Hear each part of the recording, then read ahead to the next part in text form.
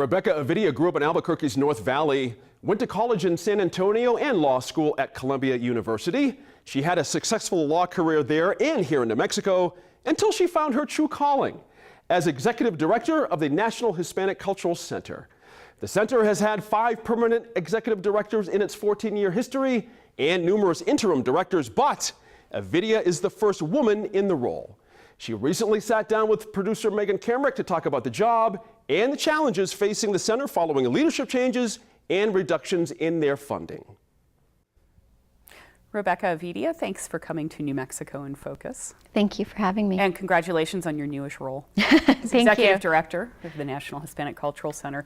You're the first woman to be Executive Director at the NHCC. Is that important to you? It is, but like many times that I've been the first at something, sometimes it's a little disappointing. There hasn't been someone before, but I think it is important. Do you think that brings a new dimension to your leadership role? Yes, definitely. I think probably mostly because I'm a young mother. And so there's a different approach that you take when you have all of those burdens on you every day and knowing that others have them. Now, you had a successful law career. Before this, why step into this job and leave that? It's a good question. You're wondering that after several months. Yes, I'm asking myself. No, it was exciting, and I wasn't looking. I was happy as a lawyer. I've actually had always wanted to be a lawyer and was enjoying my practice. But the National Hispanic Cultural Center is a really special place, and I felt like I could make a difference there. And so it wasn't so much saying, it wasn't so much a decision.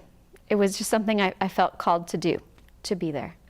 I read an interview with you, and you had filled up notebooks full of ideas for what you would do in that job.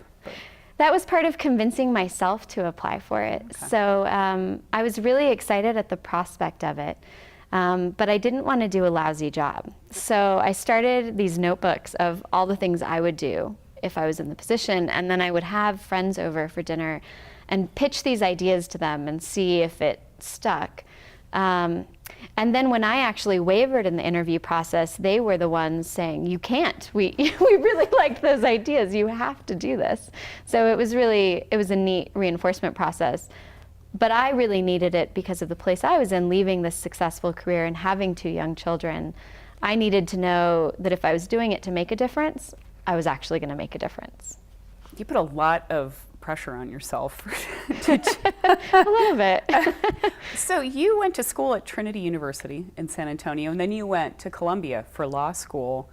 Why come back to New Mexico? Then you worked in New York for a few years. What brought you back? I've always been a New Mexican. I was born and raised here, and I was sort of a walking New Mexico commercial everywhere else that I went, selling our state to other people. New Mexico is just sort of a piece of who I am, and I think that we have a treasure here.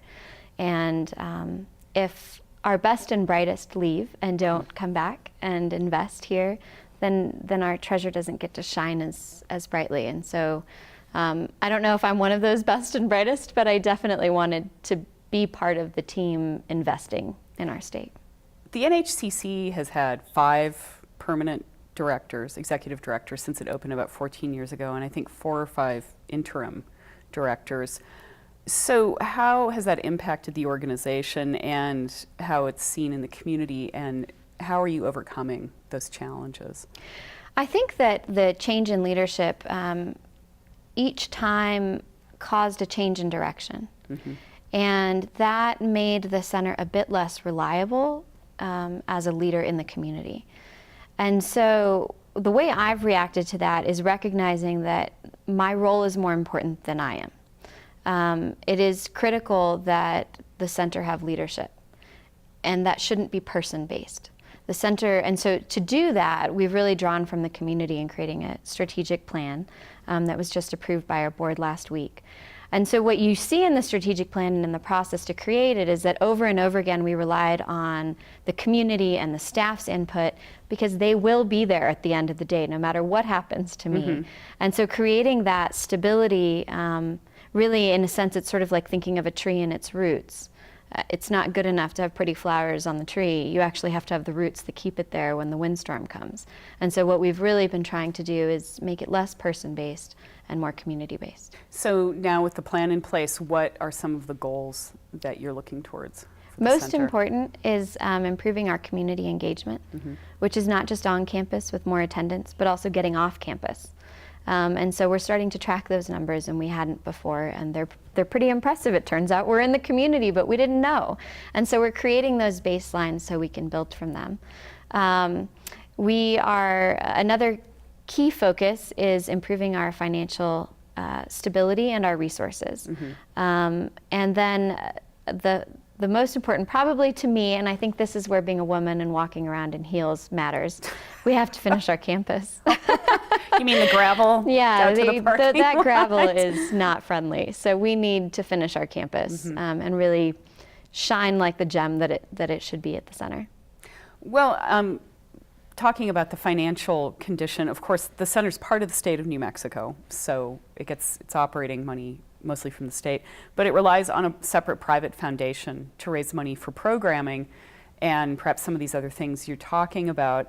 There's been some controversy in recent years over the role of the foundation, the fact the state said it had to repay some money that the state felt was spent inappropriately. So how do things stand now financially in terms of finding those resources that you need? Yeah, I think like many other institutions, we're really not out of the woods yet.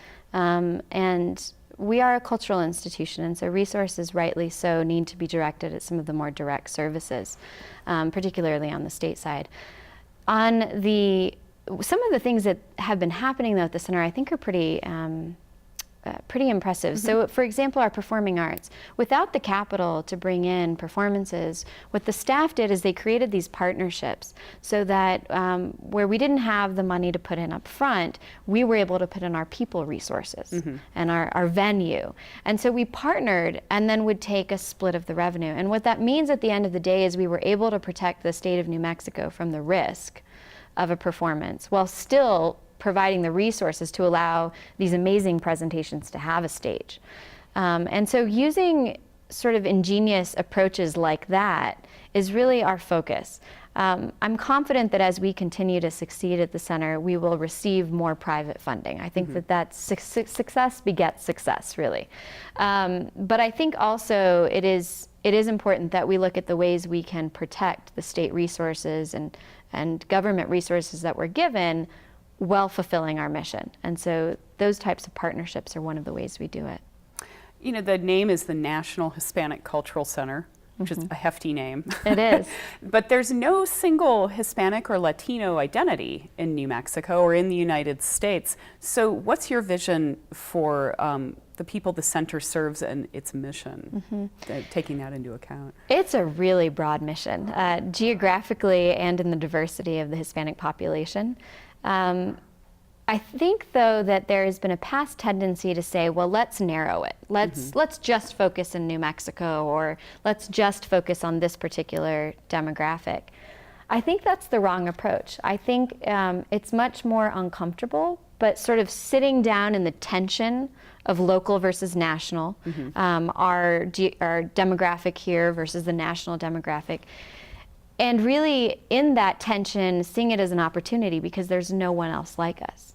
And so what that oftentimes means is being very deliberate about our programming. So we currently have a great exhibit from Oaxaca in our art museum. Well, I don't think we're going to have an exhibit from Oaxaca for a couple years, and that's rightly so because we have so many other cultures to bring forward and display in our museum. At the same time, we deliberately always show some New Mexico art.